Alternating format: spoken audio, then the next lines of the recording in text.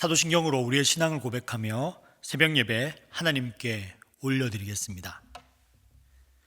전능하사 천지를 만드신 하나님 아버지를 내가 믿사오며 그 외아들 우리 주 예수 그리스도를 믿사오니 이는 성령으로 잉태하사 동정녀 마리아에게 나시고 본디오 빌라도에게 고난을 받으사 십자가에 못 박혀 죽으시고 장사한 지 사흘 만에 죽은 자 가운데서 다시 살아나시며 하늘에 오르사 전능하신 하나님 우편에 앉아 계시다가 저희로서 산 자와 죽은 자를 심판하러 오시리라. 성령을 믿사오며 거룩한 공회와 성도가 서로 교통하는 것과 죄를 사하여 주시는 것과 몸이 다시 사는 것과 영원히 사는 것을 믿사옵나이다. 아멘.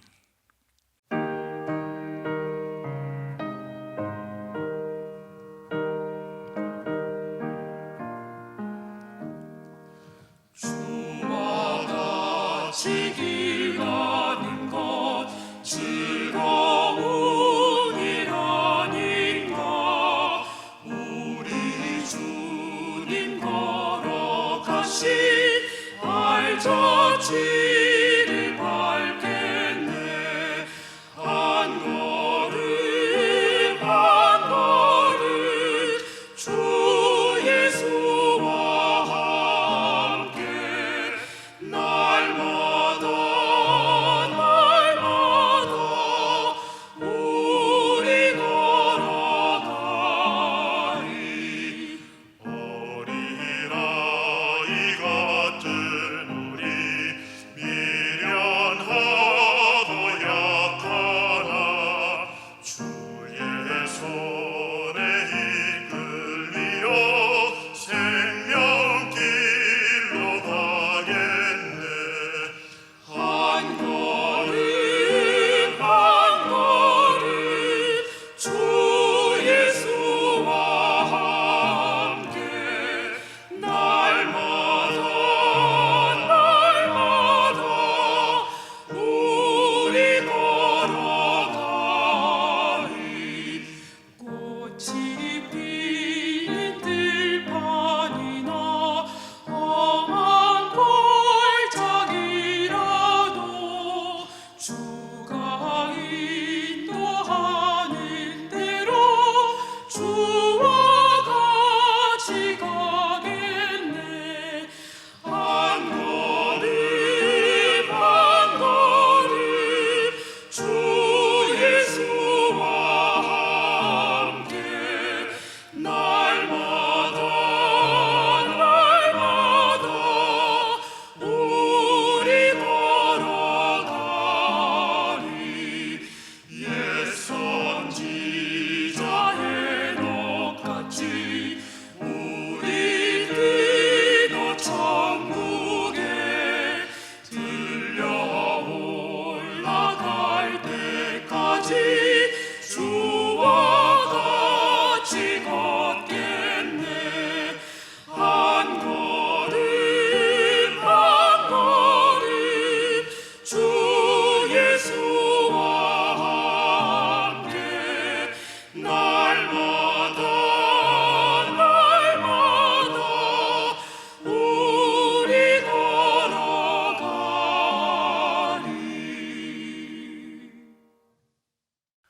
이 시간 우리에게 주시는 하나님의 말씀은 베드로전서 2장 18절부터 25절까지의 말씀입니다. 제가 받들어 공독하겠습니다. 사환들아, 범죄에 두려움으로 주인들에게 순종하되 선하고 관용하는 자들에게만 아니라 또한 까다로운 자들에게도 그리하라.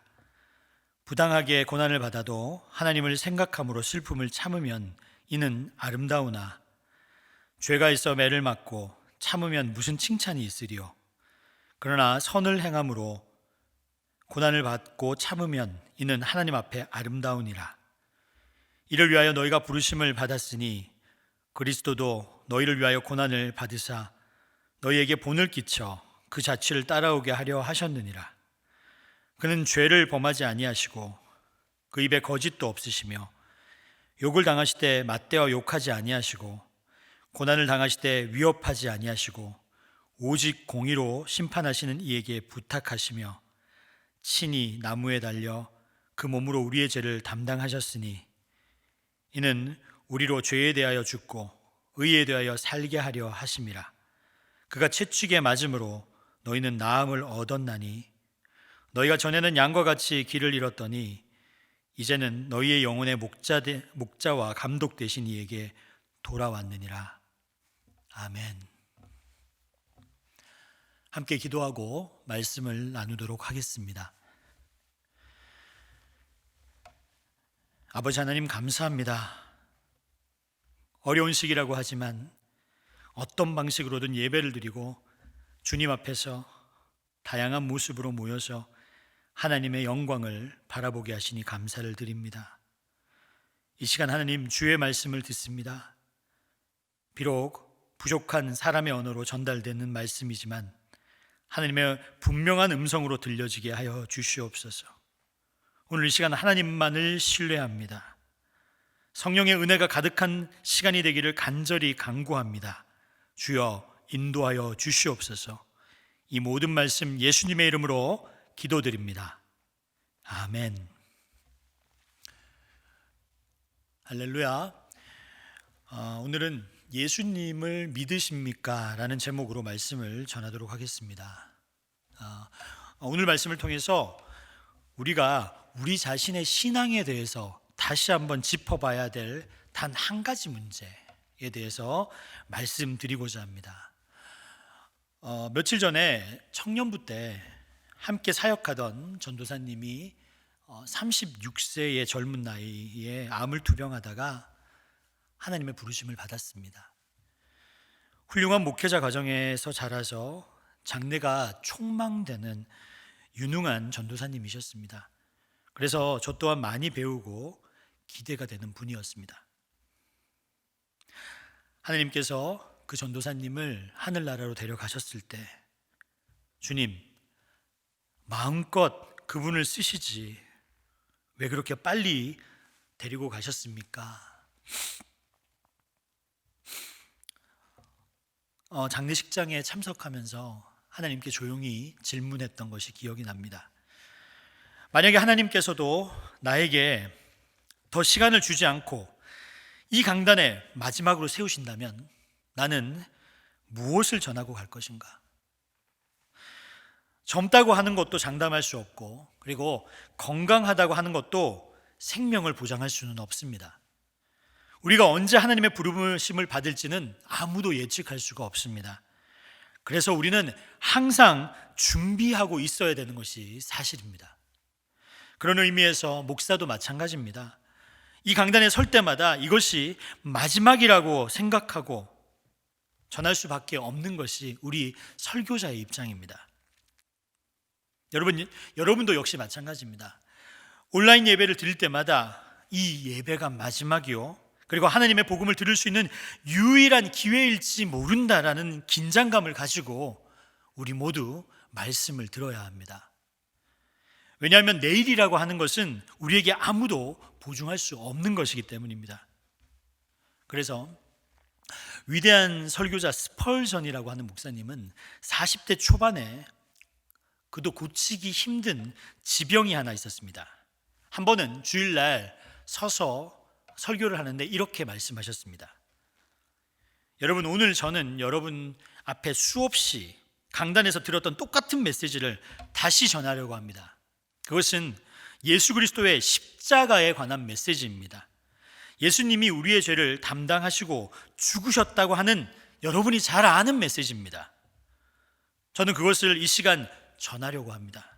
왜냐하면 여러분이 아시는 바와 같이 나에게는 병이 있습니다. 하나님이 언제 나를 데려갈지 모르지 않습니까? 그래서 오늘 이 시간이 마지막일지도 모르니까 오늘이 마지막이라고 생각하고 저는 말씀을 전할 것입니다. 그래서 저는 다른 말씀 하고 싶지 않습니다. 지금까지 제가 전한 예수 그리스도가 우리의 죄를 담당하시고 죽으셨다는 것, 이것 하나만 다시 전하겠습니다 라고 그랬습니다. 그가 그렇게 이야기한 다음에 15년을 더 말씀을 전하는 은혜를 입었습니다. 그러나 설교자와 그리고 그것을 듣는 그 청중들, 성도들은 긴박감을 가지고 말씀을 전하고 들을 수 있어야 합니다.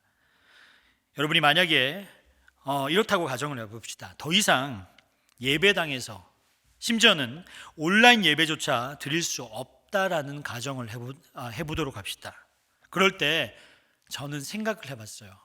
과연 여러분에게 어떤 메시지를 전해야 되고 그리고 어떤 질문을 해야 할 것인가.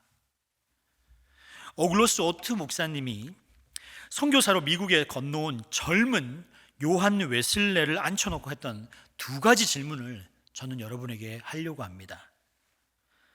오트 목사님은 젊은 웨슬레에게 이렇게 질문합니다. 형제여, 당신 속에 당신이 하나님의 자녀가 되었다는 내적 증거를 가지고 있습니까? 당신이 하나님의 자녀라고 하는 내적인 분명한 증거를 가지고 있습니까? 요한 웨슬레 목사님은 멍하게 앉아서 그 질문을 듣고 가만히 있었습니다. 그러자 오트 목사님은 두 번째 질문을 합니다. 예수 그리스도를 아십니까? 목사 보고요, 예수 그리스도를 아시냐고 물을 때 그 질문은 어떻게 보면 얼마나 건방진 질문인지 모릅니다. 그러나 요한 웨슬레는 분명히 문제가 있었습니다.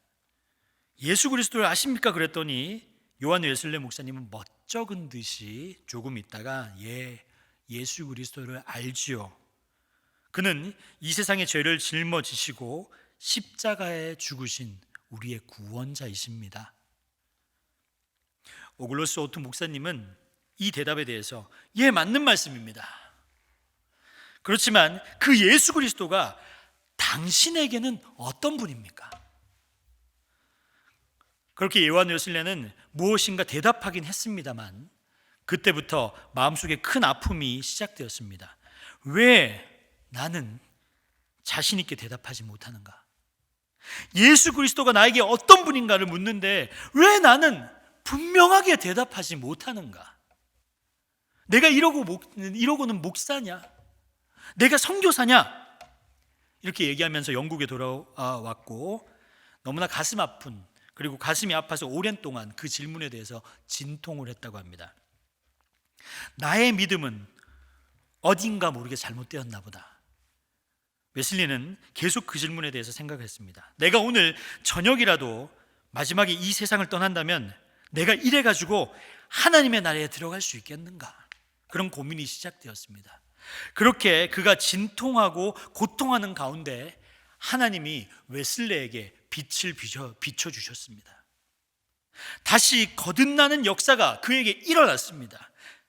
그때부터 오늘날 기독교 역사의 샛별처럼 빛나는 요한 웨슬레 목사님이 되었다고 합니다.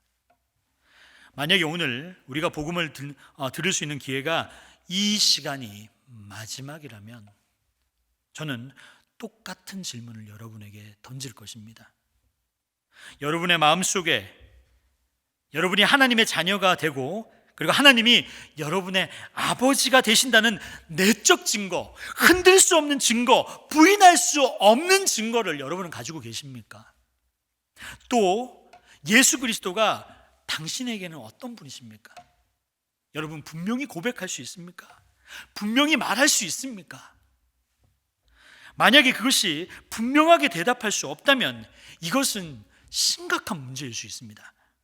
왜냐하면 하나님이 죄를 보시는 입장은 우리들과 다르기 때문입니다. 여러분, 우리는 죄를 범해도 시간이 지나면 잊어버릴 수도 있습니다.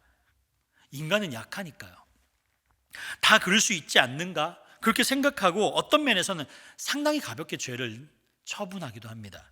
그러나 죄가 없으신, 그리고 우리 하나님 아버지는 거룩하시고 의로우신 우리 아버지는 죄에 대해서 단조롭게 생각하지 않으십니다.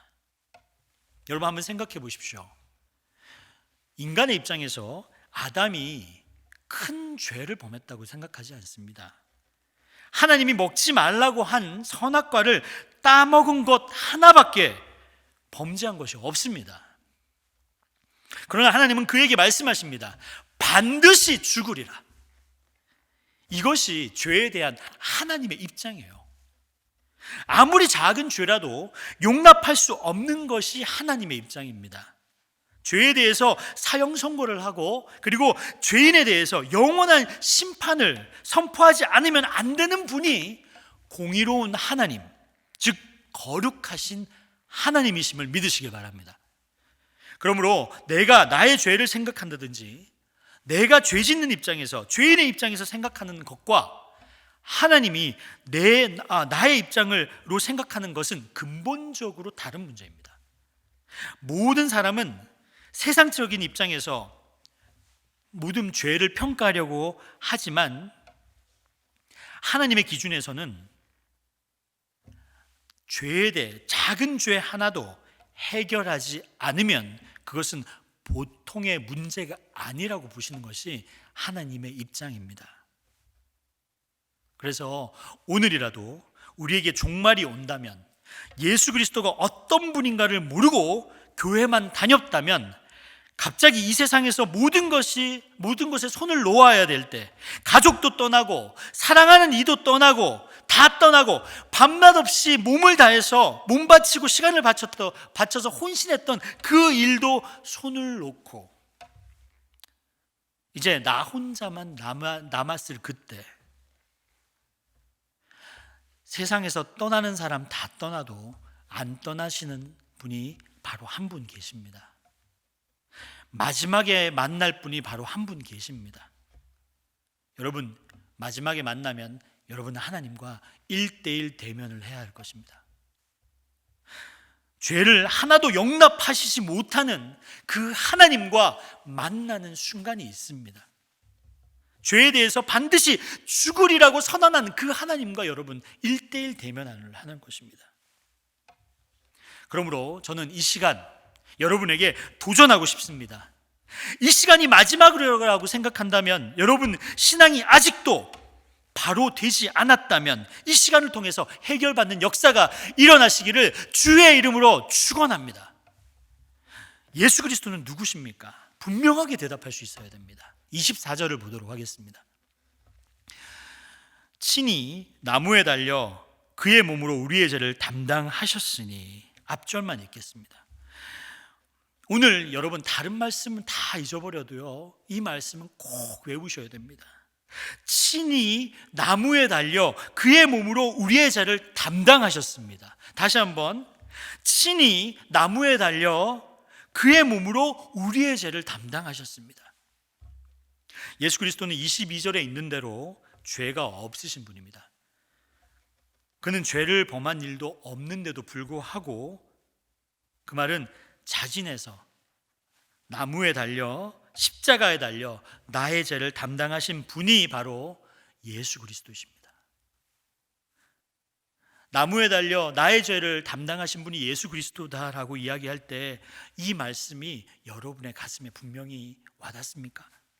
이 말씀을 읽을 때, 아, 주님 그렇습니다. 이 모든 죄를 주님이 담당하셨습니다. 그와 같은 여러분의 확신이 서십니까? 그러므로 내가 예수님만 꼭 붙들고 있으면, 그 예수님만 믿으면 언제든지 하나님 앞에 떳떳하게 설 수 있다는 확신이 여러분의 가슴에, 내적인 마음에 분명히 가지고 계십니까? 친히 그의 몸으로 나무에 달려 우리의 죄를 담당하신 그분이 예수 그리스도십니다. 여기서 여러분, 담당했다라는 말을 한번 생각해 봅시다. 담당했다라는 것은 아네페로라는 헬라어입니다. 두 가지 의미를 가지고 있습니다. 하나는 대신 떠맡다라는 뜻을 가지고 있습니다. 사도 요한은 세상 죄를 짊어지고 가는 하나님의 어린 양 예수님을 보라라고 했습니다. 세상 죄를 지고 간다, 떠맡았다. 그 말은 세상의 모든 죄를 떠맡아서 혼자 지고 가고 있다는 뜻입니다. 여러분, 예수님은 어떤 분인 줄 아십니까? 여러분이 알고 있는 모든 죄를 그분이 떠맡으셨습니다. 여러분 마음속에 은밀하게 비밀리에 숨겨놓은 그 죄, 주님이 떠맡으셨습니다.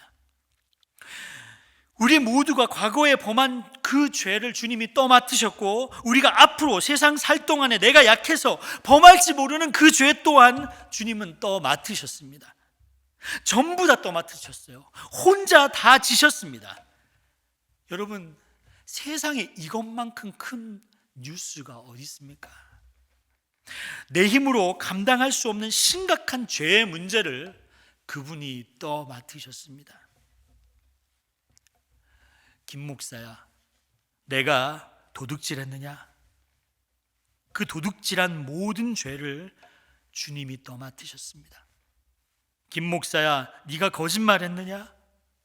거짓말한 모든 죄를 주님이 떠맡으셨습니다. 김 목사야, 내가 간음했느냐? 간음한 모든 죄를 주님이 떠맡으셨습니다. 나도 모르는 사이에 십자가에서 그분이 다 떠맡으셨습니다. 그러면 난 아무것도 들 것이 없습니다. 그렇게 무섭게 짓누르는 것이 이제는 없어졌습니다. 그 무섭게 짓누르던 염려와 걱정이 이제는 없어졌습니다. 이것을 확실히 믿고 받아들이는 것을 일컬어 여러분 믿음이라고 합니다.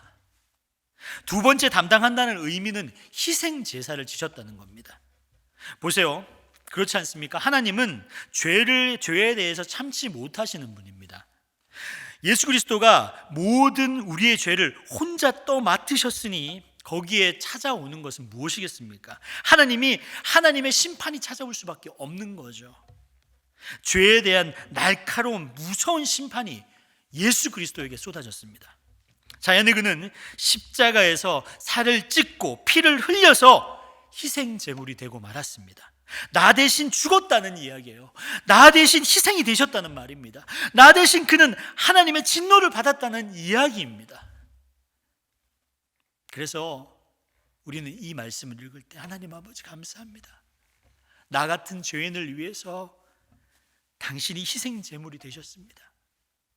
내가 무엇인데 하나님의 아들이 대신 희생을 당했다는 겁니까?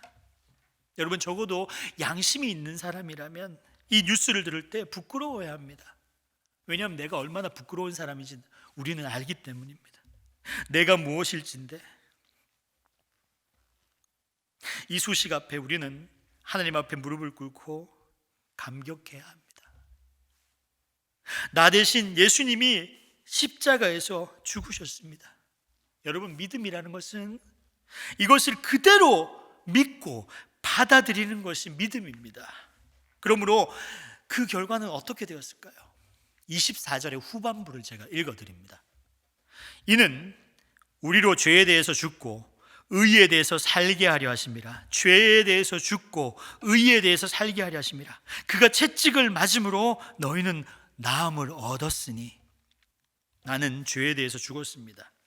예수님이 나의 죄를 다 떠맡으시고 나의 죄 때문에 희생 제물이 되셨기 때문에 드디어 죄와 완전히 단절되었습니다.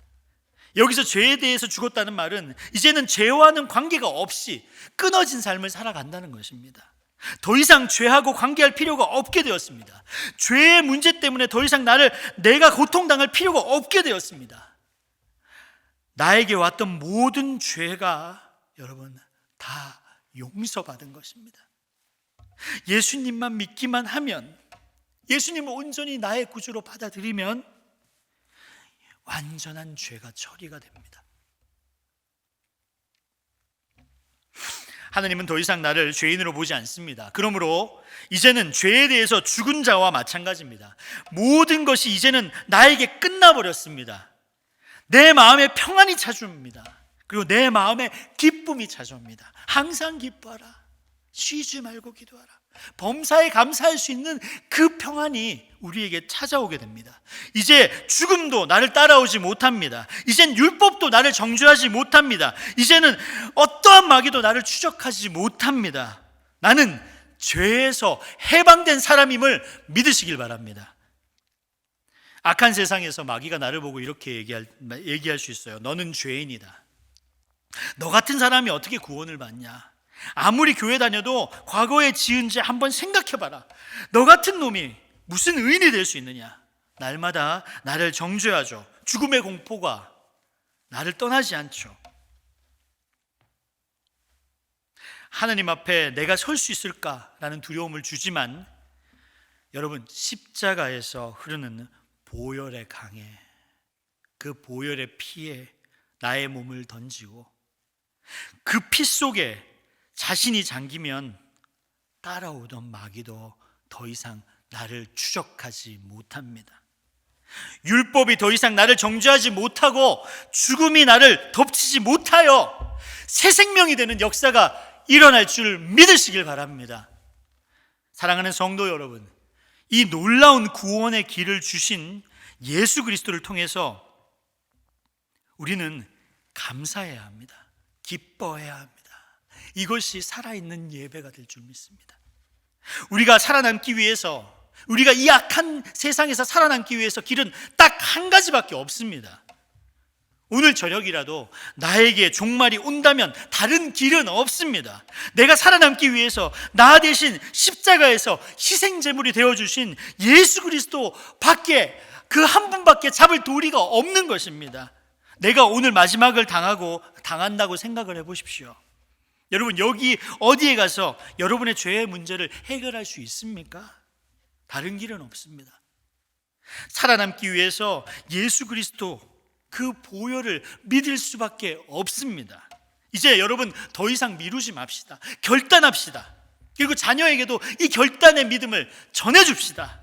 이 시간 주님께 모든 것을 맡기십시오. 주님, 나는 죄인입니다. 이제 내 모든 죄를 떠맡아 주십시오. 저는 믿습니다. 주님, 십자가에서 나 대신 희생되셨고 나에게 하나님의 축복으로 채워줄 것을 저는 믿습니다. 구원해 주옵소서. 긍휼히 여겨 주시옵소서. 그리고 오늘 기도하십시오. 여러분, 그 길밖에 없습니다. 여러분이 이 문제를 해결하지 아니하고 하루하루 살려고 하면 위험합니다. 언제 우리의 종말이, 그리고 우리의 죽음이 찾아올 줄 모릅니다. 여러분, 명심하시기 바랍니다. 친히 그의 몸으로 나무에 달려 우리의 죄를 담당하신 분은 예수 그리스도이십니다. 우리 함께 기도하겠습니다. 하늘에 계신 우리 아버지여, 이름이 거룩히 여김을 받으시오며 나라가 임하시오며 뜻이 하늘에서 이루어진 것 같이 땅에서도 이루어지이다. 오늘 우리에게 일용할 양식을 주시옵고 우리가 우리에게 죄진 자를 사하여 준 것 같이 우리의 죄를 사하여 주시옵고 우리를 시험에 들게 하지 마시옵고 다만 악에서 구하시옵소서. 나라와 권세와 영광이 아버지께 영원히 있사옵나이다. 아멘.